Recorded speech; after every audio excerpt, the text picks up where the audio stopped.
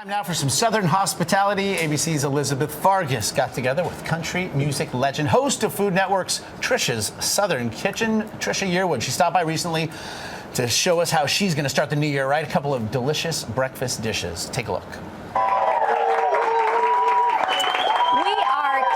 Off the new year with some Southern hospitality. We're very happy to have country music legend Trisha Yearwood. She's also the host of the Food Network. Thank you very much. Trisha's Southern Kitchen.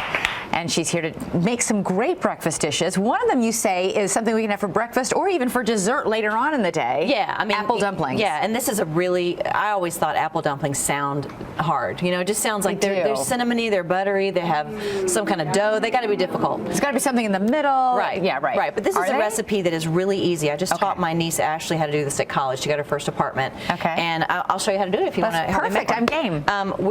The stuff that you're going to pour over these dumplings in the flour, heat is already on. Just about a cup of water.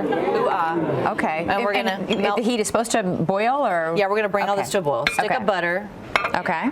You just step back. I won't hurt you. I promise. Okay. And then stir that until it melts. Yeah, we're gonna stir that till it melts. It'll come to a boil. Okay. And then we're gonna add some sugar. About 3/4 of a cup of sugar. Okay. So it's a pretty simple mixture. That's a lot of sugar. Shh. And then we're gonna add some vanilla. Happy New Year, everyone. Apple dumplings, they're sweet. Yes. Okay, so we bring that to a boil, which we have expertly, your Good Morning America crew has expertly brought this to a boil already. So that's ready to go. So we'll just let that sit for a minute and I'll show you how to put the dumplings together. Okay, great. So the easy thing about this is canned biscuit dough. I love that you don't have to be spinning all morning and like rolling out the dough. Okay. So you're just gonna take a biscuit and I'll give you one. Okay. And you're just going to make it as flat as you can. Okay. If you have bigger biscuits, like the big fluffy ones, you can kind of pull them apart and make but how flat do you want this to get? Pretty flat. Okay. Like that, about like that. Just flatten it out like you're going to. Okay. And it's going to be real stretchy, so that's good. And then we're going to take an apple. It's peeled and sliced. Yeah, these are a couple of apples peeled and sliced and nothing else? You don't put anything on there? And all you have to do is to make sure that the dough seals itself. Oh, wow. This is easy. Yeah, that's your dumpling right there. Oh, fantastic. Put it in the pan. Okay. And then we're going to... Cinnamon and sugar. The more the merrier. Wow, and it smells divine. We pour our butter mixture. Old butter mixture, which is now here. Okay.